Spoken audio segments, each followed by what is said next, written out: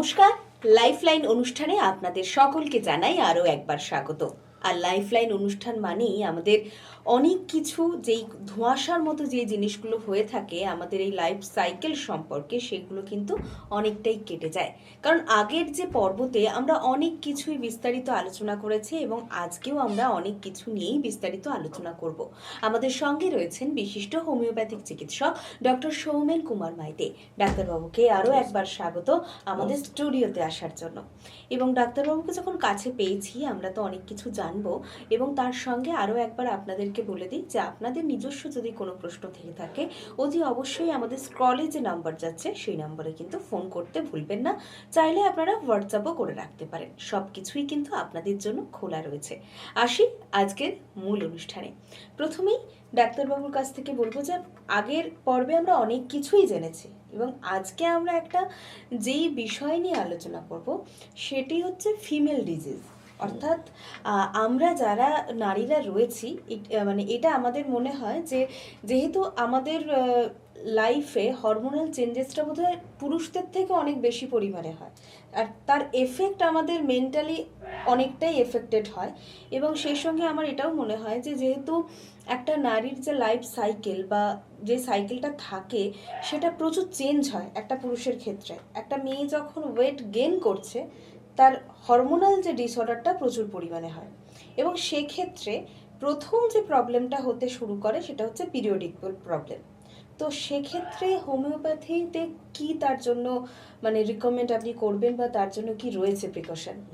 আচ্ছা পায়েল, কোশ্চেনটা তুমি ঠিকই করেছো। তো ব্যাপারটা হচ্ছে ফিমেল যে লাইফ সাইকেলটা বলা হলো সেটা আমরা মোটামুটি যদি তিনটে ভাগে ভাগ করি, যে একবারে ছোটবেলা শিশু, তারপরে চাইল্ড, তারপরে গার্ল, তারপরে লেডি। তো এই জায়গাটা আমরা কিভাবে ভাগ করি, প্রথমে একবারে চাইল্ডহুড থেকে অর্থাৎ ইনফ্যান্ট চাইল্ডহুড থেকে আপ টু পিউবার্টি, অর্থাৎ পিরিয়ড যখন শুরু হবে সেইটা একটা, অর্থাৎ পিউবার্টি একটা স্টার্টিং। এই পিউবার্টি থেকে 45 এইটা হচ্ছে একটা ফিমেলদের একটা চাইল্ড বিয়ারিং পিরিয়ড। এর পরে যেটা হচ্ছে 45 বা অ্যাবাভ, সেক্ষেত্রে পিরিয়ডটা বন্ধ হয়ে যায়, তখন সেটা মেনোপজ স্টেজ। তো আমরা এই তিনটে গ্রুপে যখন ভাগ করছি তখন দেখা যায় যে কিছু কিছু মেডিসিন কিছু কিছু এজে লাগে, কিছু কিছু এজে লাগে না। তো বেশিরভাগ ক্ষেত্রেই দেখা যায় যে, আমি তো প্রথমেই আগে একদিন বলেছিলাম, আগের দিনে যেটা বলেছিলাম যে যাই বলা হোক না কেন সেটা হচ্ছে সিমটোমেটিক, অর্থাৎ সিমটমটা যা এগ্রি করবে সেই মতো মেডিসিনটা সিলেকশন হবে। অর্থাৎ শুধু এই এজ অনুসারে যদি আমরা মেডিসিন সিলেকশন করে রাখি, দেখা যাবে যে মেনোপজাল স্টেজে যে মেডিসিনটা লাগতো সেটা পিউবার্টি এজেও লাগতে পারে যদি সিমটম এগ্রি করে। অর্থাৎ দেখা যাচ্ছে যে যখন চাইল্ড বিয়ারিং পিরিয়ড সেখানেও যে মেডিসিনগুলো লাগছে সেটা দেখা যাচ্ছে যে যখন মেনোপজাল স্টেজে তখনও লাগতে পারে।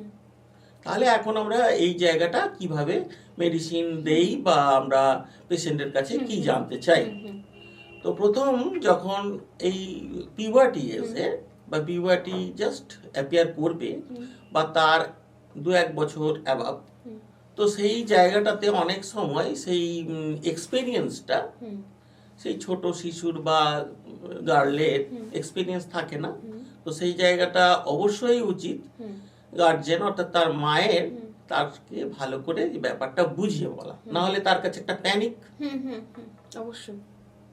তো এটা প্রথম কাজ। মায়েদের আগে ওই পিউবারিক এজের কাছাকাছি এলে তাদের কি একটা সমস্যা আসতে পারে সেটা আগে জানিয়ে রাখা উচিত, কারণ সেটা তো এখনো পর্যন্ত আমাদের স্কুলে সেটা এখনো সেভাবে শেখানো হচ্ছে না বা জানানো হচ্ছে না। অনেক সময় কোয়েড স্কুল হয়। হ্যাঁ, তো যাই হোক, এটা প্রথম কাজ। দ্বিতীয়ত দেখা যাচ্ছে যে কিছু কিছু বাচ্চা তো মেয়েদের দেখা যাচ্ছে যে 11 বছর 9 বছরে পিউবার্টি অ্যাপিয়ার করে যাচ্ছে, তো আর্লি, তো কিছু সেটা আর্লি পিউবার্টি। কেউ কেউ মনে করছে তাহলে এটা তো খুব সমস্যা, না, মোটেই সমস্যা নয়। হরমোনাল ব্যাপারটা যেটা আছে সেটা ডিফারেন্ট টু ডিফারেন্ট হয়, এবং তাছাড়া বডি স্ট্রাকচার এবং তার ফ্যামিলি হিস্ট্রি বিভিন্ন রকম হয়, তার জন্যই হয়। আর অনেক সময় দেখা যাচ্ছে সেটা 13 বছর না হয়ে সেটা দেখা যাচ্ছে 16-17 বছর বয়স, অনেক লেট অনেক স্টেজে লেট হচ্ছে। স্টেজে হচ্ছে। তো সেই জায়গায় অনেক সময় সেটা প্যানিক হয় মায়ের কাছে যে আমার মেয়ের এত দেরি হচ্ছে কেন। তাহলে এখন প্রথম জিনিসটা হচ্ছে সেটা হচ্ছে যদি ধরে নিই পিউবার্টিটা ঠিক টাইম মতো হয়েছে, অর্থাৎ 13 ইয়ার্সে হয়েছে, তো সেই সময় যে কোনো কিছু সমস্যা হলে সাধারণত পেটের যন্ত্রণাই হোক অথবা সেই সময় কোনো রকম হয় ডিসচার্জই হোক, অ্যাবনর্মাল কিছু দেখলে বা মাথা যন্ত্রণা হলে খুব কমনলি আমাদের একটা ওষুধ প্রায় ইউজ হয়, সেটা হচ্ছে পালসিটিয়া। যদিও এটা স্পেসিফিক বললাম, ঠিক স্পেসিফিকেশন করা যায় না। পালসিটিলা ছাড়াও আরও একাধিক মেডিসিন আছে, কারণ দর্শক সাধারণের কাছে একাধিক ওষুধ বলে তারা তো সব সিমটম তো জানবেন না, সুতরাং তাদের এটা নিয়ে মাথায় চাপিয়ে দেওয়া ঠিক হবে না। সেটার কথা হচ্ছে যে প্রথমেই আমরা চিন্তা করব যে আচ্ছা দেখি এই সমস্যাটাতে একটা পালসিটিলা খাইয়ে কি হয়। অন্য কোনো সমস্যায় যে কোনো মাথা যন্ত্রণাই হোক বা অত্যাধিক বমি হোক, পেটের যন্ত্রণাই হোক, বা সেটা হয়তো পিরিয়ড টাইমের প্রচণ্ড ডায়রিয়া লুজ মোশন হচ্ছে, সেক্ষেত্রে কিন্তু পালসিটিলা ভীষণ ভালোভাবে কাজ করে। এবার দেখা যাচ্ছে যে যদি এটা বিফোর এজ, অর্থাৎ দেখা যাচ্ছে যে ওটা 9 বা 10 ইয়ার্সে হচ্ছে, তখন খুব আর্লি হয়ে যাচ্ছে, তো সেক্ষেত্রে এই পালসিটিলাটাই কিন্তু খুব কাজে লাগে যাদের বিফোর এজ। এছাড়াও আরো অনেক ওষুধ আছে, আমি সেগুলো নাম উল্লেখ করছি না। এবার হচ্ছে যদি সেটা দেখা যায় অনেক লেট এজে হয়, তখন সেটা কি হবে? তো সেক্ষেত্রে দেখা যাচ্ছে বেশিরভাগই ক্ষেত্রে সাধারণত ওবেসদের ক্ষেত্রে, অর্থাৎ যারা মোটা সোটা তাদের ক্ষেত্রেই ওটা লেট হয়। আদারওয়াইজ অনেকের ক্ষেত্রে অ্যানিমিক থাকার জন্য লেট হয়, তো তাদের খুব কমনলি ওষুধটা খুব ইউজ হয় গ্রাফাইটিস। তো এভাবে স্পেসিফিকেশনটা হোমিওপ্যাথিক্যালি ঠিক নয়।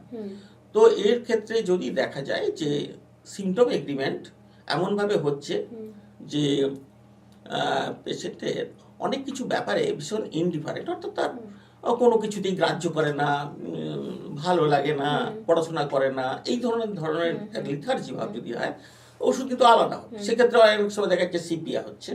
আবার অনেকের ক্ষেত্রে দেখা যাচ্ছে যে সেটা বিফোরে যে না হয় নর্মালি যে হচ্ছে, কিন্তু অসহ্য পেটের যন্ত্রণা হচ্ছে বা সমস্যা হচ্ছে, সেটা ফ্যামিলি হিস্ট্রিগত কোনো কারণে হতে পারে। সেটা হয়তো ফ্যামিলি হিস্ট্রিতে তাদের কোনো টিবি বা কিছু ছিল, সেক্ষেত্রে টিউবারকুলিনাম লাগতে পারে।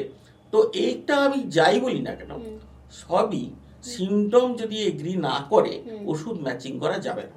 তাতে কি লাগতে হবে, তাহলে পেশেন্টকে কি করতে হবে না, পেশেন্টকে সাথে নিয়ে মায়েদের দেখা করতে হবে। অনেক সময় হয় কি, পেশেন্টকে নিয়ে এলো না যে এই সমস্যাটা নিয়ে ডাক্তারবাবু কিছু যাওয়ার দরকার নেই, মা এসেই বলবেন, বলে ওষুধ নেবেন, মোটেই এটা ঠিক হবে না। কেন? আমি এই অ্যাপিয়ারেন্স সম্বন্ধে একটু কথা বলি। যদি এই পেশেন্টটাকে নিয়ে মা আসে এবং ডাক্তারবাবু কোনো কারণে তাকে বলে, মা তোর কি কষ্ট হয়েছে রে, বল তোর কি সমস্যা হচ্ছে, সে ওই কথাটাই যখন জিজ্ঞেস করা হচ্ছে সে দেখাচ্ছে মুখ লুকাচ্ছে। সে দেখা যাচ্ছে ওই কথা বলতে মায়ের দিকে তাকে হু করে কেঁদে ফেলছে। তো এই কেঁদে ফেলার সিমটম কিন্তু পালসিটিলা তবে হবে। ও আচ্ছা, ঠিক আছে। আচ্ছা। এবার এমনও হয় যে আমার সাথে কোনো অ্যাপিয়ারই করতে চাইছে না, মানে আমার মুখের দিকে তাকাতেও চাইছে না, কোনো কথা বলতেও চাইছে না, আর একটা কথারও অ্যান্সার সে দিতে চাইছে। আচ্ছা। তো এই যে অ্যাপিয়ারেন্সগুলো এটা কিন্তু চেঞ্জ হবে, তখন সেক্ষেত্রে হয়তো ওটা লাগবে অ্যান্টিনক্রুট, এগুলো ডাক্তারবাবুর দেখার ব্যাপার। এই জায়গাটার জন্যই পেশেন্টকে সাথে করে নিয়ে আসতে হয়। আরও কিছু ক্ষেত্রে এই যে পিউবারিক এজটা বললাম, পিউবারিক এজের আগে এই রিসেন্টলি আমার একটা ঘটনা ঘটেছে, সেই বাচ্চাটার বয়স মাত্র 8 বছর। তো তার মা বলছে যে এর প্রচন্ড একটা হোয়াইট ডিসচার্জ মতো হচ্ছে, কিন্তু পিরিয়ড তার স্টার্ট হয়নি। তো সেক্ষেত্রে দেখা যায় যে লিউকিয়া ইন গার্ল, এক্ষেত্রে আমাদের লটস অফ মেডিসিন আছে। সেক্ষেত্রে দেখা যায় যে আমরা হয়তো কলোফাইলাম বা ধরুন সিপিয়া বা এই ধরনের অনেক ওষুধ আছে, ক্যালকেরিয়া কার্ব, একাধিক ওষুধ আছে। যে সিমটমটা ম্যাচ করবে, হয়তো সে মোটা সোটা, তাহলে তার ক্ষেত্রে ক্যালকেরিয়া কার্ব। যে হয়তো খুব রোগা ঝিরঝিরে চেহারা, তার ক্ষেত্রে হয়তো দেখা যাবে টিউবারকুলিনাম। এই জন্য বারবার বলছি, যাই হোক না কেন আপনারা সবসময় ডাক্তারবাবুর কাছে গার্জেন সহ কাছে নিয়ে যেতে হবে যদি ছোট হয়। আচ্ছা, এরপরে যেটা যে বলছি যে পিউবার্টির পরে চাইল্ড বিয়ারিং এজে, সেখানে গার্জেনের ব্যাপার আসছে না, মানে তাহলে মহিলারা নিজেরাই আসতে পারেন বা তারা হাজব্যান্ডকে সাথে নিয়ে আসতে পারেন। তো এই ক্ষেত্রে দেখা যাচ্ছে যে অনেকের ক্ষেত্রে পিরিয়ডটা হয়তো ঠিক রেগুলারলি হচ্ছে না, দেখা যাচ্ছে লেট হচ্ছে, দেখা যাচ্ছে অনেক সময় আর্লি হচ্ছে, অনেক সময় পেইনফুল হচ্ছে, অনেক সময় দেখা যাচ্ছে যে সেই সময় প্রচণ্ডভাবে কনস্টিপেশন হয়ে যাচ্ছে বা অসহ্য মাথা যন্ত্রণা হচ্ছে। এই যে সিমটমগুলো, এই যে আবার বলছি সেই ডাক্তারবাবুর সাথে কথা বলতে হবে এবং সেটা দেখাতে হবে। তো এরকম ক্ষেত্রে আমরা প্রায় দেখেছি এরকম ঘটনা, যেমন ধরুন আমি হচ্ছে এই কেসগুলোতে দেখা যায় যে ডাক্তারবাবু মেন্টাল লেভেলটা একটু ভালো করে লক্ষ্য করেন। আচ্ছা আচ্ছা। অনেক ক্ষেত্রে দেখা যাচ্ছে যে তার অ্যাভারশন টু হাজব্যান্ড, অর্থাৎ হাজব্যান্ডের কোনো ক্যারেক্টারের দিক দিয়ে খারাপ নয় বা তারও কোনো ভালো রিলেশন ফ্যামিলি। তো এই যে একটা মেন্টাল কন্ডিশন, এই মেন্টাল কন্ডিশনের উপরেই কিন্তু মেডিসিন দিলে তার মেনস্ট্রুয়েশনটা রেগুলার হবে বা তার যে কোনো অ্যাবনর্মাল ক্যারেক্টারগুলো ঠিক হবে। সেরকম ধরুন একটা মেডিসিন আছে আমাদের সিপিআর। এমনও আবার হয়, ধরুন কোনো একজন মহিলা বাসে উঠে যাচ্ছেন বা কোথাও একটা যাচ্ছেন বা তার গায়ে একটু কোনো কারণে, বাসে টামে উঠলেই ভিড়ভাড়টা, গায়ে হাতে পায়ে একটু হাত লেগে গেল, অথবা সিটে বসছেন, সিটটা হয়তো একটু চাপাচাপি হয়ে গেল, উনি এই সামান্য জিনিসে বিরাটভাবে একটা অ্যাপিয়ারেন্স করছেন যে উনি একবারে মানে কিছুই এই জিনিস পছন্দ করেন না এবং কেন গায়ে হাত দেবে, কেন এই যে ধরনের মেন্টালিটি, এই যে নিজেকে খুব প্রাউড মনে করা, অথবা আমার ধারে কাছে কেউ নাই আসুক, এও একটা ক্যারেক্টার। এই ক্যারেক্টারটা যদি আসে তবেই ওই পিরিয়ডের সমস্যাতে মেডিসিনটা লাগবে। এই সমস্ত ক্ষেত্রগুলো যেমন প্লাটিনা, এই ওষুধটা যেন ভীষণ নিজেকে প্রাউড মনে করে এবং সেই সেরা, আর কাউকেই কিছু মনে করে না। এই ধরনের ক্যারেক্টারগুলো, এগুলো কিন্তু ডাক্তারবাবুকে বলতে আসে না, পেশেন্ট তো বলবে না। তার ফ্যামিলি, হাজবেন্ড এবং তার বিশেষ যদি একসাথে আসেন, কথা বলতে বলতে ডাক্তারবাবু সেটা জাজ করতে পারবেন। করলে দেখা যাবে যে ওই যে কথাটা আমরা বলি না যে একেবারে টু দি পয়েন্ট একটা ওষুধ বলে দিন তাহলে ওষুধটা কাজে লেগে যাবে, এটা হবে না। টু দি পয়েন্ট হবে সেটা ডাক্তারবাবুর ভিউ অনুসারে এবং ডাক্তারবাবুর কতটা স্কিল সেখানে দেখাতে পারবেন সেই অনুসারেই হবে। সেই অনুসারে হবে। বেশ। আচ্ছা, ওভারেজটা বলা হলো না, যেটা মেনোপজাল স্টেজ। মেনোপজাল স্টেজে ধরুন 45 বা এরকম জায়গায় যাচ্ছে, তখন 45 এর ক্ষেত্রে অনেক ক্ষেত্রে লেটে হয়, পিরিয়ড স্টপ হয়, অনেকের আর্লিও হয়। তো এই সময় অনেক রকম কিন্তু সমস্যা হতে পারে, হয়তো ব্রেস্ট লাম্প একটা হয়ে গেল বা ওভারিয়ান সিস্ট একটা হয়ে গেল বা এই ধরনের সমস্যা হয়। তো সেই ক্ষেত্রে দেখা যাচ্ছে যে না, ওরা সার্জারি অথবা কোনো রকম থেকে গাইনোকোলজিক্যাল সমস্যা বলে এগুলো কোনো অপারেশন বা কিছুর মধ্যে যেতে চান। তো অনেক ক্ষেত্রেই দেখা গেছে যে এই মেনোপজাল স্টেজের পর এই যে সিমটমগুলো হয়, এই সিমটম এগ্রিমেন্ট করেও যদি মেডিসিন দেওয়া হয়, খুব কমনলি ইউজ হয়, প্রায় ল্যাকেসিস কথাটা খুব ইউজ হয়, বা আমাদের ক্যালকেরিয়া কার্ভ ইউজ হয়, হ্যাঁ, এইগুলো অনেক কিছু ওষুধ ইউজ হয়, যেগুলো দেখেছি মেনোপজের পরে অনেক কমপ্লিকেশন সেগুলো রিমুভ করতে পারে। এবং যেটা মনে হয় না যে হোমিওপ্যাথিক এটা কি কাজ করবে, দেখা যাচ্ছে যে ওই সিমটম এবং তার মেন্টাল কন্ডিশন এবং সব কিছু মিলিয়ে দেখা যায় কি এই ব্যাপারটা যে ডাক্তারবাবুর সময় বেশি লাগছে। বেশিরভাগ দেখা যায় যে ডাক্তারবাবু কম সময় দিচ্ছেন, চট করে ওষুধ লিখে ফেলেছেন, সেটা কিন্তু অল্টারনেটিভ আদার্স মেডিসিন সিস্টেমে লাগে। কিন্তু আমাদের এই সিস্টেমে কিন্তু একটা পেশেন্টকে জাজ করতে অনেক সময় লাগে, তাতে অনেক সময় রোগীর কাছে অনেক সময় ধারণা হয় যে ডাক্তারবাবু ওষুধটা ঠিক বের করতে পারছেন না বা ডাক্তারবাবু এটা সম্বন্ধে ভালো জানা নেই। ঠিক তা নয়, ডাক্তারবাবু জাজ করতে হলে ওনাকে অনেক সময় দিতে হবে, ওনাকে ওনার সম্বন্ধে বিশেষত্ব সিমটমগুলোকে তুলে ধরতে হবে, অর্থাৎ তার শরীরের মধ্যে যেগুলো আনকমন ক্যারেক্টার, হয়তো দেখা যাচ্ছে সেই যে রোদে বেরোলেই তার প্রচন্ড মাথা যন্ত্রণা, তো এই ধরনের ক্যারেক্টারগুলো জুড়ে দিতে হবে, জুড়লে তবেই উনি ওষুধটা ঠিকঠাক দিতে পারবেন। আরেকটা এখনকার জেনারেশনের একটা মেয়ে প্রায় ঘরে ঘরে একটা কথা বলতে শোনা যায় যে মেয়ের পিসিওডি হয়েছে। তো সেক্ষেত্রেও কিন্তু মেনস্ট্রুয়াল সাইকেলের উপর একটা এফেক্ট পড়ে, তো সেক্ষেত্রে কি করেন? না, এই যে পিসিওডির ব্যাপারটা যে বললাম, পিসিওডি ব্যাপারটাতে সবসময় দেখা যায় এতে ওই যা ক্যারেক্টারগুলো দেখাচ্ছে সিমটমগুলো যদি ক্যারেক্টারিস্টিক্স যদি কোনো একটা ওষুধের সাথে ম্যাচ করানো যায়, তাতে কিন্তু পিসিওডিটা সমস্যার সমাধান হয়। আমি একটা এক্সাম্পল বলে ভালো বুঝতে পারবেন। বেশ কিছুদিন আগে এই পিসিওডি সমস্যা নিয়ে এক ভদ্রমহিলা এবং তার হাজবেন্ড দুজনে এসেছেন। তো কথা বলতে বলতে দেখা গেল তার সাথে একটা ছেলেও আছে, ছোট ছেলে।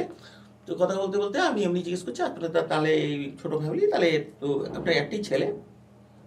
দেখা যাচ্ছে যে ভদ্রলোক আমাকে বললেন না, আমার আরেকটি ছেলে ছিল, মানে ওর প্রায় টুইন।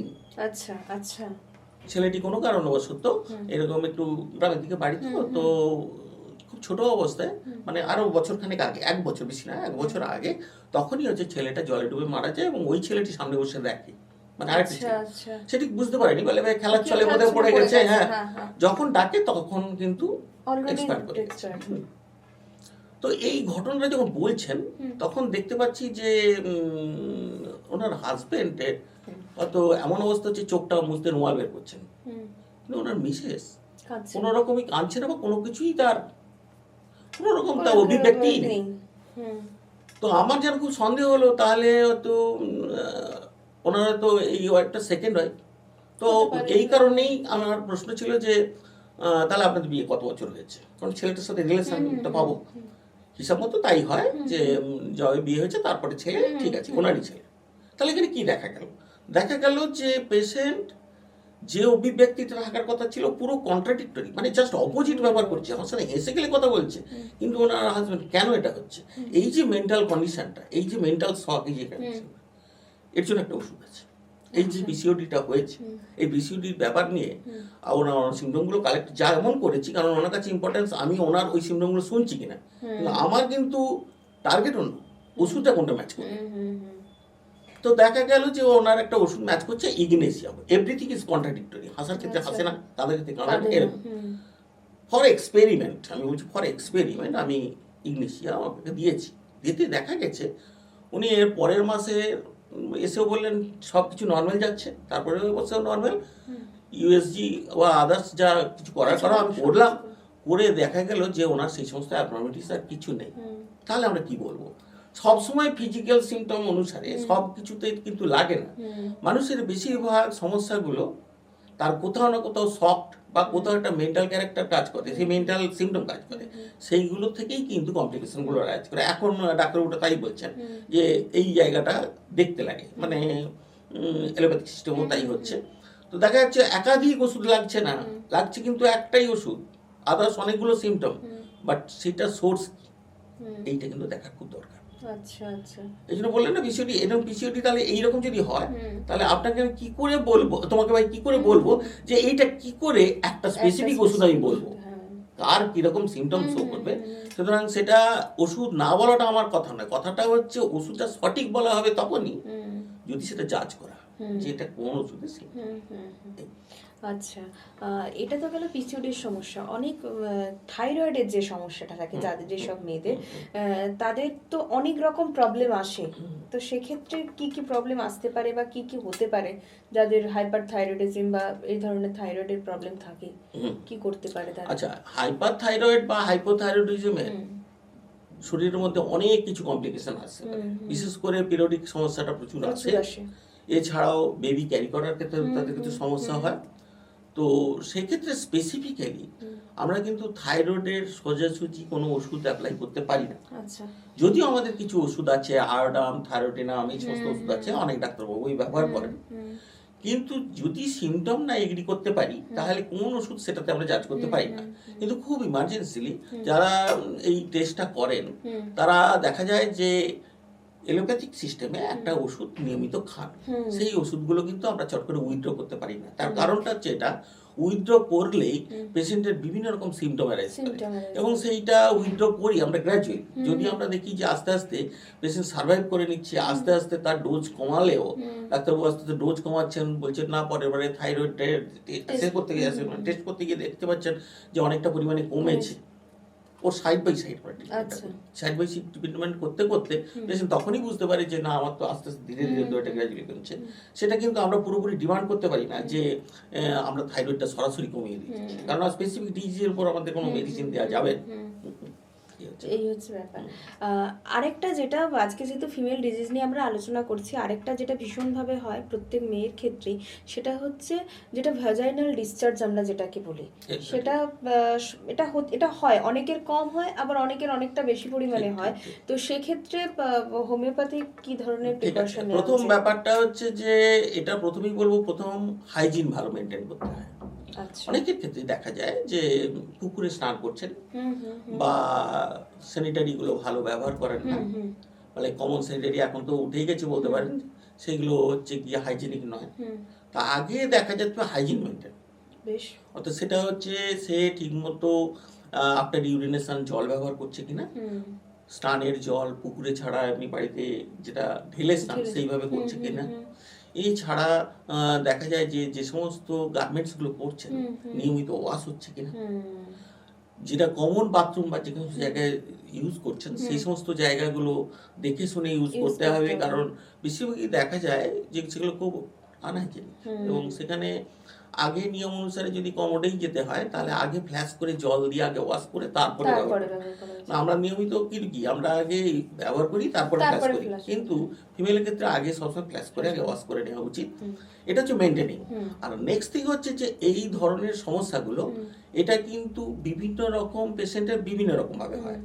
যেমন ধরুন যে কিছু কিছু ক্ষেত্রে দেখা যাচ্ছে আফটার পিরিয়ড মেনস্ট্রুয়েশনের পরে এক্সেসিভ হচ্ছে, কোনো কোনো ক্ষেত্রে বিফোর পিরিয়ড এক্সেসিভ হচ্ছে। তো এই দুটো গ্রুপের ওষুধ কিন্তু আলাদা হবে। তা আফটার পিরিয়ডের ক্ষেত্রে কিছু গ্রুপের মেডিসিন আসবে, আবার কিছু গ্রুপের বিফোর পিরিয়ডের আবার একটা জিনিস আসবে। কোনো কোনো ক্ষেত্রে দেখা যাচ্ছে ইচিং থাকে, ইরাপশন থাকে, এই সমস্ত। কোনো কোনো ক্ষেত্রে ইচিং বা ইরাপশন থাকে না। তো এই জায়গাগুলোতে স্পেসিফিক ওষুধ বলা কিন্তু ভীষণ মুশকিল ব্যাপার আছে। যদি দেখা যায় যে এই ক্ষেত্রে যদি দেখা যায় যে মেনোপজাল স্টেজের পরে এটা হচ্ছে, তাদের কিছু কিছু ওষুধ আছে, সেই গ্রাভাইটিস, ল্যাকিসিস, এই ধরনের কিছু ওষুধপত্র আছে।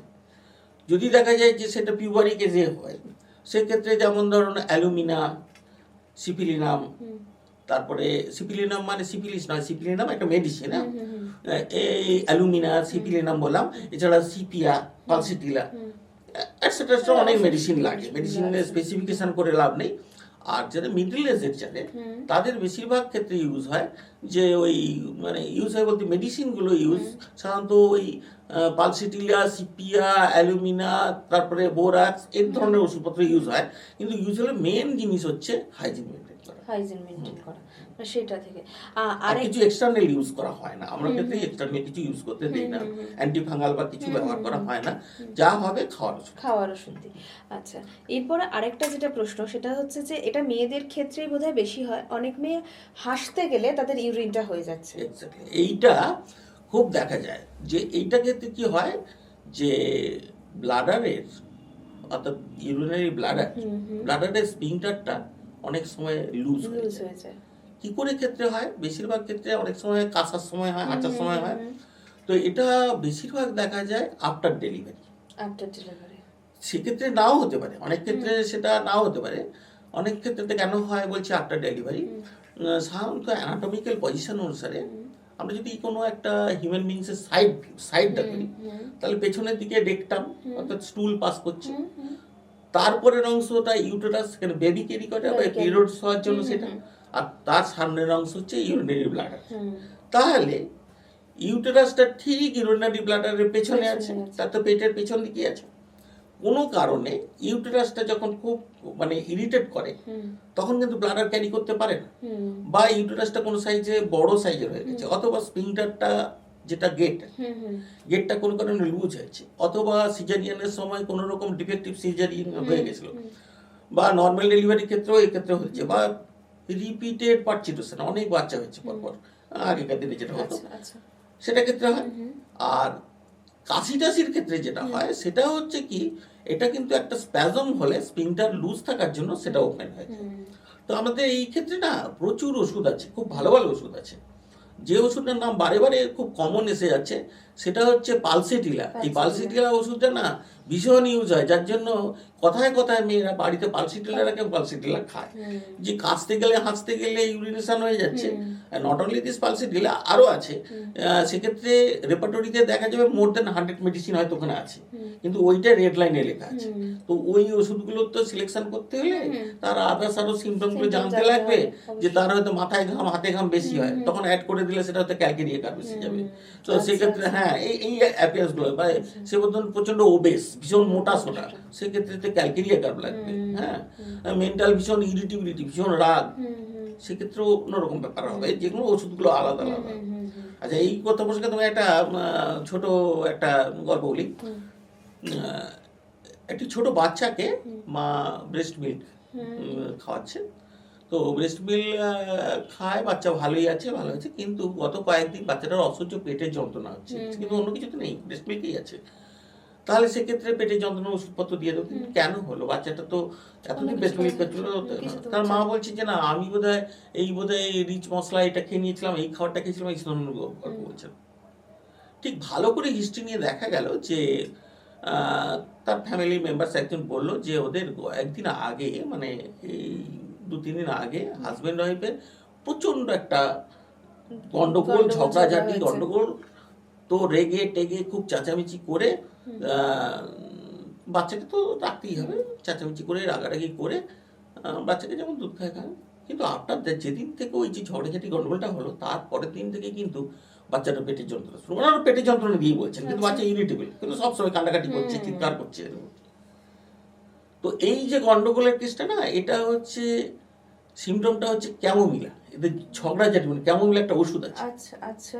তো ক্যামোমিলা মেডিসিনটা কাকে খাও, মাকে খাওয়াবো না বাচ্চাকে খাওয়াবো? তো দেখা যাক একটা এক্সপেরিমেন্ট করে, সেক্ষেত্রে দেখা গেছে ক্যামোমিলা মাকে খাওয়ানো হয়েছে। মা যেহেতু ব্রেস্ট মিল্ক দিচ্ছে, এটা কোনো এক্সপ্লেন আমি দিতে পারবো না, মা যেহেতু ব্রেস্ট মিল্ক দিচ্ছে, সেই ব্রেস্ট মিল্ক খেয়ে কিন্তু বাচ্চা পরে শান্ত হবে, কি করে হবে? এই ক্যামোমিলাটা বাচ্চাকে দেওয়ার কথা ছিল, যদি না হতো আমি সেটা করতাম, কিন্তু এটাও একটা সোর্স। এই যে irritability, anger through breast milk বাচ্চার কাছে যাচ্ছে, কিন্তু বেবি কেয়ার জন্য, বেবির জন্য পেডিয়াট্রিশিয়ানকে বা কাউকে দেখাতে লাগছে, তাতে কিন্তু অ্যান্টিস্প্যাজমেটিক দিয়ে তার পেটের ওই স্কুইজিংটা কমিয়ে দেওয়া হচ্ছে। এটা তো ঠিক প্রপার জায়গা হলো না। হলোটা কি, বাচ্চাটা দেখা গেছে তারপরে দিন সবুজ সবুজ পায়খানা করছে, পেটের যন্ত্রণা হচ্ছে, সবাই বুঝে গেছে জলের গন্ডগোল, বা কিছু জল তো খাওয়াচ্ছে না, তা সত্ত্বেও হচ্ছে কি করে? তো এইগুলো খুব ইন্টারেস্টিং ব্যাপার, যে এইগুলো নিয়ে পেশেন্টকে খুব ভালো করে ডাক্তারবাবু যদি কেস টেকিং করেন, এবং পেশেন্টরাও এরকম কোঅপারেটিভ হতে হবে। পেশেন্টকে আজকে এইটাই বলা, আমার যেটা পেশেন্টের কথা, পেশেন্টদের হোমিওপ্যাথিক ডাক্তারবাবুদের কাছে এলে ওনারা কি বলবেন, কি করবেন, এটা কিন্তু ভীষণ জরুরি ব্যাপার। বেশিরভাগ ক্ষেত্রেই হয় কি, সামান্য একটা অসুবিধা হয়েছে, সেই অসুবিধা বলে চুপ করে থাকেন। ডাক্তারবাবুর পক্ষে, হোমিওপ্যাথিক ডাক্তারবাবুর পক্ষে সেরকম ওষুধ লেখা সম্ভব হয় না। সেক্ষেত্রে কিন্তু আদার সিস্টেমে সঙ্গে সঙ্গে একটা অ্যান্টিস্প্যাজমেটিক বা স্টুলটা যাতে নর্মাল হয় সেরকম ধরনের মেডিসিন এইগুলো দিয়ে দেন। আমাদের কিন্তু সেটা পুরো হাত পা বাঁধা। এটা যতক্ষণ না আমরা ক্লিয়ার একটা কনসেপ্ট পাই যে এটা কি থেকে হলো, কেন হলো, হঠাৎ বাচ্চাটা এরকম করছে কেন। আমি বাচ্চার কথাটা এসলাম বলে আমি আবার একটা কথাই আসি, বাচ্চার মায়ের কথা বলতে বলতে বাচ্চায় চলে এলাম। বাচ্চাটাকে দেখা যাচ্ছে যে আমার কাছে চেম্বারে এনেছে, বাচ্চার গায়ে টক গন্ধ লাগছে, এটা হয়, বাচ্চার গায়ে টক গন্ধ। আমি স্নান করাননি, স্নান করিয়েছি, তাহলে এর মধ্যে বাচ্চা মায়ের শুয়ে শুয়ে অভ্যেস, তার তো টক গন্ধের মনে হচ্ছে না, কিন্তু আদার্স পার্সেন্টে সব মনে হচ্ছে। কিন্তু যে লক্ষণ নিয়ে এসছে, বাচ্চার কিন্তু একটা ডায়রিয়া নিয়ে এসছে। তা ডায়রিয়াটা তখন তাহলে এমনিও যখন নর্মাল থাকে, তাহলে কি ও কি এরকমই গন্ধটা থাকে? বলে আমি তো কিছু বুঝি না, বাড়ির লোক সবাই বলে টক গন্ধ। তো দেখুন এই যে দেখো যে এই যে টক গন্ধর ক্যারেক্টারটা, এটা কিন্তু স্পেসিফিক একটা দুটো ওষুধ দিয়েছে। সেইখান থেকে যদি দেখা যাচ্ছে রিউম বা ক্যালগেরিয়া কার্প আমরা দিয়ে দিই, বাচ্চা কিন্তু সুন্দর ভালো আছে, কিন্তু ওই গন্ধ দেখে। এই গন্ধটা কেন হয়? এই গন্ধটা কেন হয় এর কোনো এক্সপ্লেন আমরা বলতে পারবো না। গায়ের স্কিনটাই তার গন্ধ হয়ে গেছে, টক গন্ধ। এমনই তাকে স্নান করালেও গন্ধ হচ্ছে। আর এটা কিন্তু খুব কমন প্রবলেম, মানে ছোট বাচ্চারা যখনই থেকে হঠাৎ করে অনেকেই বলে সবার তো হয় না, সবার তো হয় না। তাহলে স্পেসিফিক ওইগুলো স্পেসিফিক ওষুধের উপর আছে। এমনও আছে এর বড়দের, যেমন ধরো ল্যাবরেটরিতে গেলে যেখানে প্রচন্ড স্টুলের গন্ধ, একটা দুর্গন্ধ হয়, ছোট বাচ্চা একটা ঘরে আছে, সেখানে ভীষণ অফেন্সিভ স্মেল, কিন্তু বাচ্চা পায়খানা একবারই করে।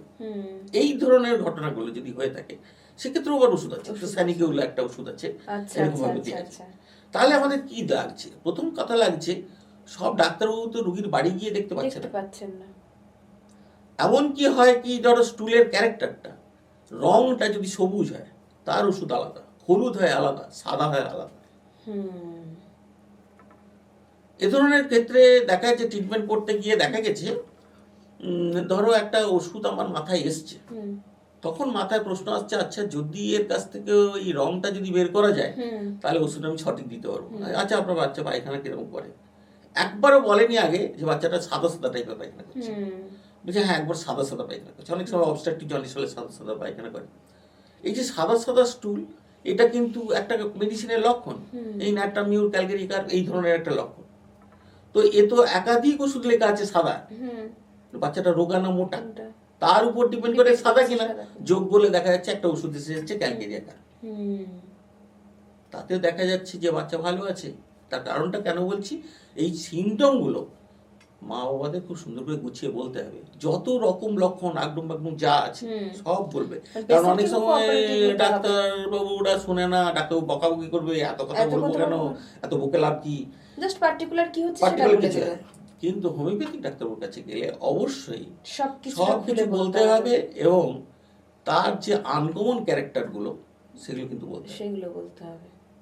কেন আনকমন ক্যারেক্টার এমন হয়, বাচ্চা রাত্রেবেলা 3টের সময় উঠে, রাত 2-3টের সময় উঠে পড়ে খাবো খাবো খাবো, মানে ব্রেস্ট মিল্ক তো খায় বাদ দে, বড়দের মতো সে মানে ছোট বাচ্চা তো 7-8 বছরের বাচ্চা, সে রাত্রেবেলা উঠে 3টের সময় উঠে বলে আমি খাবো। কেন রাতে খেয়ে ঘুমিয়েছে, তার এই অভ্যেসটাই রাত্রেবেলা উঠে খাওয়া। এই একটা ওষুধের লক্ষণ। এরকম কত যে লক্ষণ আছে তোমাকে বুঝিয়ে বলতে পারবো না পায়েল। ব্যাপারটা হচ্ছে যে আমাদের কাছে সবসময় সিমটমের উপর ডিপেন্ডেন্ট, এবং যতক্ষণ সিমটম পুরোপুরি পারফেকশন না করতে পারবো তখনও তুমি যে কথাগুলো আমায় বলছো যে এটা ফিমেল ডিজিজ, এটা স্কিন ডিজিজ, এটা চাইল্ড ডিজিজ, এগুলোর উপর খুব একটা বেশি ডিপেন্ড করছে না। যত কিছু রুগী, যত কিছু সিমটম, যার কিছু সবই ডিপেন্ড করবে সব সিমটমের, সব সিমটমের উপর। সিমটমের উপর। আমরা শুধু রুগীকে স্যাটিসফ্যাকশনের জন্য আমরা ওই প্যাথোলজি নেব, আলট্রাসাউন্ড নেব, ডায়াগনস্টিক ভিউটা নেব, কারণ আমি যে একজন ডাক্তারবাবু, যে এর ডায়াগনোসিসটা আমিও করতে পেরেছি সেটুকু জানান। একদমই তাই, যে তোমার একটা গলস্টোন আছে, তোমার একটা এটা আছে, তো এইগুলো যে বলার জন্য তো আমার ওগুলো ক্রাইটেরিয়া লাগবে। তা আমি তো সেগুলো জেনে এসেছি, ডাক্তারি করছি, কিন্তু যখন ওষুধটা সিলেকশন করবো অন দ্যাট বেসিস কিন্তু হবে না। এই যে গলব্লাডার স্টোন যেটা আপনি বললেন, অনেক সময় ডাক্তাররা বলে যে প্রচুর জল খেলে ওটা নাকি কিওর হয়ে যায়। তো সব গলব্লাডার স্টোনকে অপারেশন করার দরকার পড়ে? এই জায়গাটা পায়াল দেখো, যে গল ব্লাডার স্টোনটা এটা কিন্তু একটা সাইজ আছে। এখন স্টোন কার নেই, তুমি যদি ইনভেস্টিগেট এখন করতে যাও না, তোমারও আছে আমারও আছে, কিন্তু আমরা কখন যাই যখন এটা আমাদের যন্ত্রণা হয়। তাহলে যন্ত্রণা হলে আমরা অ্যাপিয়ার করি। তাহলে একটা কলসিতে দীর্ঘদিন যদি জল রাখা হয়, কলসিটা যদি কোনো কারণে দেখো মাটির কলসি ভেঙে যায়, দেখবে প্রচুর মোটা সেডিমেন্ট পড়ে আছে। স্টোনের ব্যাপারটা তাই, গল ব্লাডারে স্টোনটা যে পড়ে, ওই বাইল থাকতে থাকতে একটা স্টোন অ্যাপিয়ার করে। স্টোনটা যখনই অবস্ট্রাকশন করে, একটা পিত্তনালী থেকে পিত্তটা বেরিয়ে আমাদের খাদ্যনালীতে আসে, একটা প্যানক্রিয়াস ওর সাথে যোগ করে ওখান থেকে, তো ও যখনই অবস্ট্রাকশন দেয় তখনই যন্ত্রণা। তাহলে অবস্ট্রাকশন কখন করবে, যখন ওই লুমেনটার থেকে যদি ওর সাইজটা বড় হয়ে আসতে পারছে না, তাহলে ওই ক্যালিবারের কতটা, ক্যালিবারটা রেডিয়াসটা, ডায়ামিটারটা কত, আর ওই স্টোনের ডায়ামিটার কত, ডিসপ্রপোর্শনাল যদি হয়ে থাকে তাহলে আল্ট্রাসাউন্ড বলে দেবে। তাহলে যদি ওইটা যদি বেশি থাকে, অবশ্যই ডাক্তারবাবুকে ওটা হাত দেওয়া উচিত নয়, হোমিওপ্যাথিক ডাক্তারবাবু। তার কারণ ওই ক্যালিবার যদি বেশি দিন ওটার মধ্যে অবস্ট্রাকশন থেকে যায়, তাহলে ও যদি নামতে শুরু করে কোনো কারণে, নেমে নেমে এসে প্যানক্রিয়াস এবং গলব্লাডারের জয়েনিং পয়েন্টে বন্ধ হয়ে যায়, তাহলে প্যানক্রিয়াস যদি ইনফ্লেমড হয়ে যায়, প্যানক্রিয়াটাইটিস হয়ে যাবে, এবং আফটার অল সেটা আর অপারেশনও করা যাবে না। তার কারণটা কেন, যদি ওই পিত্ত না আসে, আমরা যে সমস্ত ভিটামিনগুলো খাই, ভিটামিন কে ওটা আমাদের অ্যাবসর্ব করতে হবে না, কারণ ওটা ইমালসিফিকেশন হয় না। কারণ পিত্ত ব্যাপারটা হয় কি, তেল ফেলে দিলে তেল যে জলে ভাসে, ওটা এমন একটা জিনিস, তেলের উপর দিয়ে দিলে ওটা কেটে জল হয়ে যায়, এই বাইল থেকে মানে গলব্লাডার থেকে যেটা আসে, তো ওটা বন্ধ হয়ে যাচ্ছে। তাহলে ওই ফ্যাটটা অ্যাবজর্ব হচ্ছে না, তাহলে ভিটামিন কে অ্যাবজর্ব হচ্ছে না। ভিটামিন কে যদি শরীরে অ্যাবজর্ব না হয়, আমাদের রক্ত তঞ্চন, রক্ত জমাট বাঁধার ক্ষমতা চলে যাবে। তাহলে ডাক্তারবাবু অপারেশন করতে পারবে না তখন, ওকে দিনে দিনে এমনি রোগীর অবস্থা খারাপ হয়ে যাবে। তাহলে আমরা বলবো যখন গল ব্লাডারের স্টোন হুম ডিসপ্রপোর্শনালি যদি ওর জায়গায় মানে লুমেনের থেকে ছোট সাইজ হয়, অবশ্যই ডাক্তারবাবু ট্রিটমেন্ট করতে পারে, হুম হুম সেটা আল্ট্রাসাউন্ড অনুসারে। অনুসারে এবার সিমটমগুলো এগ্রি করবে, যা এগ্রি করবে সেই অনুসারে ওষুধ পড়লে গলস্টোনটা Gallstone বেরিয়ে যাবে। বেরিয়ে জল যাবে। খেলে নয়, হেলদি বাইল তৈরি করতে হবে। Healthy। হেলদি বাইল তখনই তৈরি হবে হুম যখন নিউট্রিশিয়াস ফুড খাবে, হুম তার থেকে আস্তে আস্তে হেলদি বাইল তৈরি হবে এবং বাইলটা যত বেশি ওখানে হবে ও তত ড্রেন তত করতে শুরু করে, ঠেলে ঠেলে না নামাবে। কিন্তু যদি স্টোন ডিসপ্রপোর্শনেট হয় হুম তাহলে কিন্তু খুব সমস্যা। ওই জায়গাগুলো না দেখে হুম যে হোমিওপ্যাথি থেকে সেরে যাবে, গলব্লাডার শুনে এক্ষেত্রে কিন্তু মানে বাজে প্রচার বাজে আছে। প্রচার। হোমিওপ্যাথিতে খাইয়ে রুগীটার অবস্থা খুব খারাপ খারাপ করা করে হয়েছে। দিয়েছিল। হ্যাঁ ঠিক হ্যাঁ তা নয়, হ্যাঁ। ব্যাপারটা হচ্ছে বোঝার ভুল হয়েছে। বোঝার ভুল। ডাক্তারবাবু অতটা ঠিকঠাক ভাবে লক্ষ্য করেননি যে এটা আমার হাত দেওয়া উচিত হয়নি, আমাকে আগেই এটা ওটিতে পাঠানো ওটিতে উচিত পাঠানো ছিল উচিত ছিল। বা জেনারেল সার্জারির কাছে যাওয়া উচিত ছিল। হুম হুম সেই জন্য যদি নিজেও জাজ না করতে পারেন হুম তাহলে জেনারেল সার্জারির কাছে আগে পাঠিয়ে ওনারা যে সমস্ত ইনভেস্টিগেটগুলো করবেন, ওনারা আগে যেটা বের করলেন সেটা যদি এসে কোনো হোমিওপ্যাথি ডাক্তারবাবুকে দেখান, তাতে যদি রুগী বোঝেন যে ওই লুমেনের থেকেও সাইজ ছোট, তবেই ট্রিটমেন্টটা হাতে উচিত। তবেই ট্রিটমেন্টটা হাতে আসবে।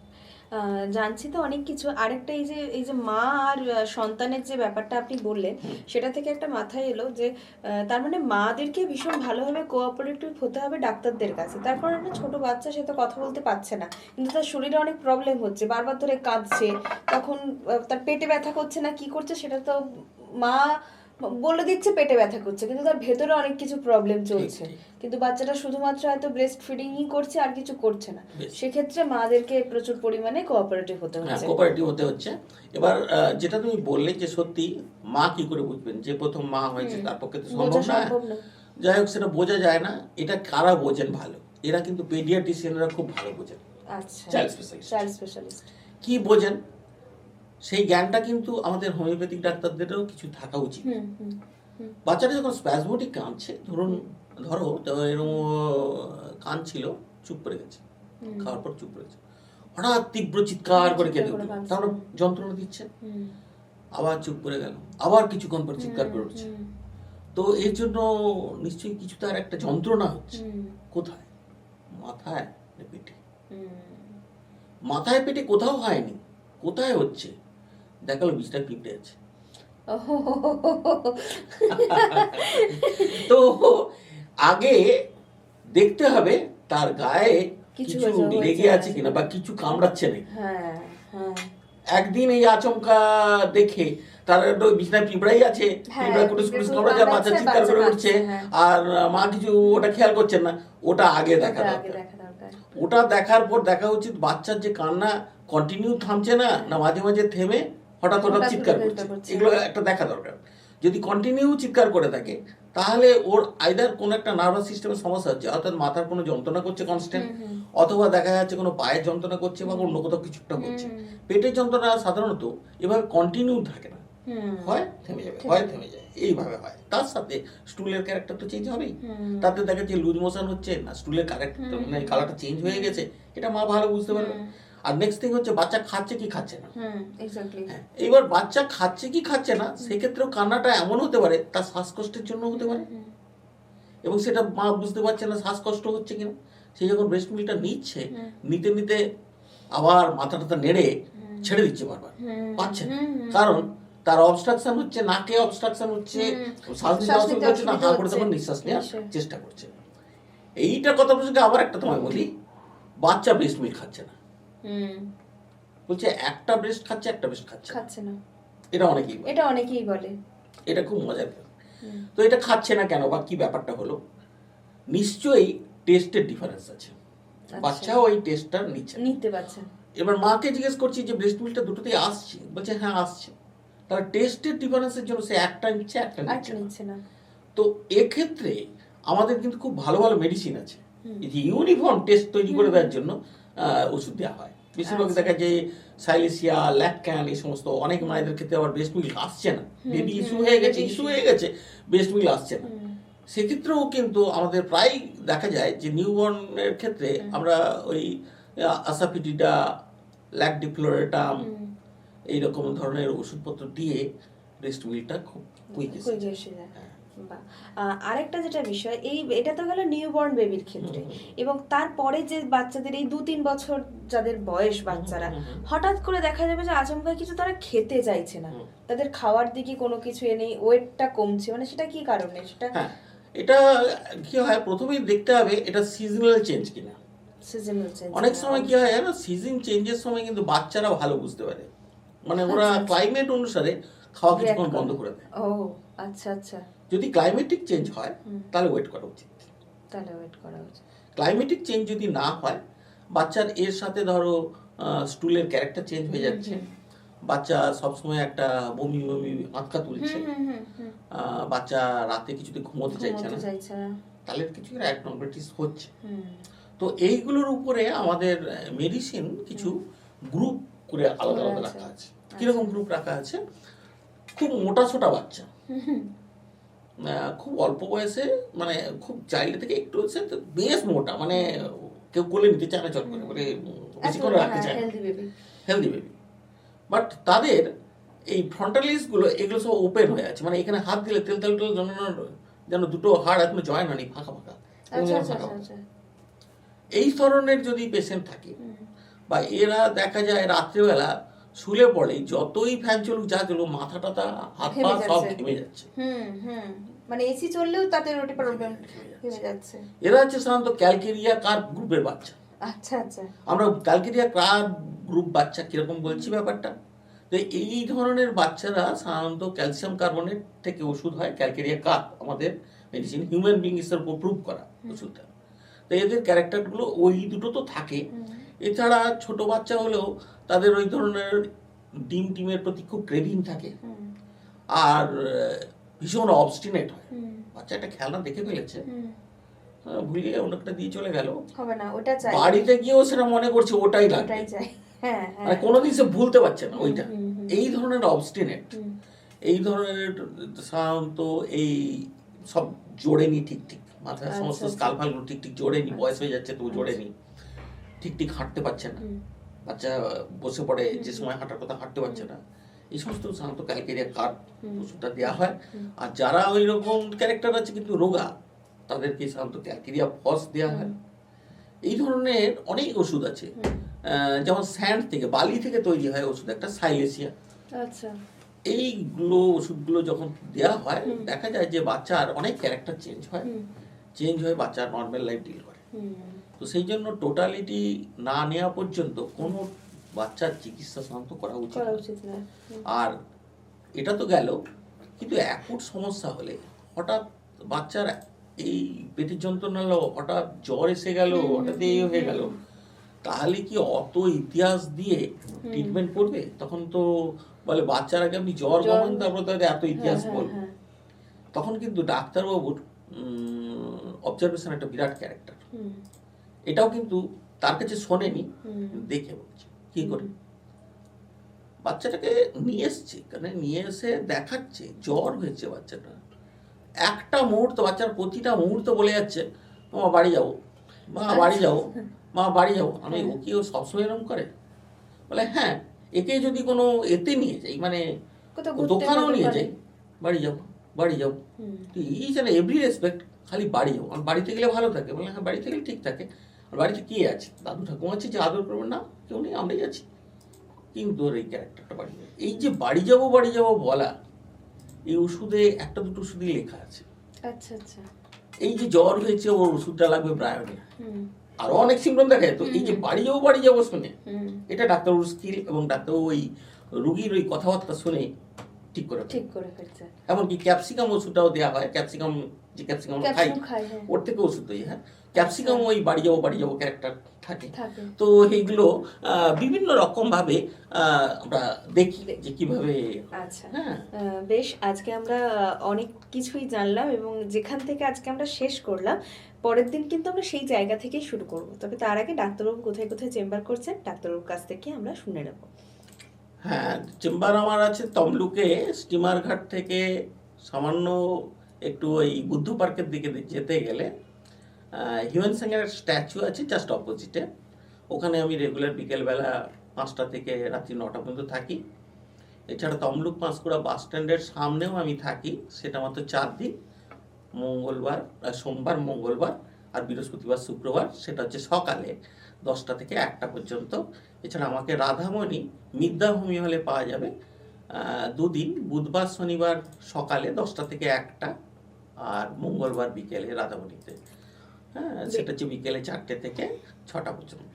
বেশ, আপনারা তো জেনে নিলেন, এবং তাছাড়াও আমাদের স্ক্রলে কিন্তু ডাক্তারবাবুর নাম্বার যাচ্ছে। আপনাদের যে কোনো রকম সমস্যা নিয়ে যদি হয় সমস্যা, তার জন্য অবশ্যই কিন্তু সমাধানের জন্য রয়েছেন বিশিষ্ট হোমিওপ্যাথিক চিকিৎসক ডক্টর সৌমেন কুমার মাইতি।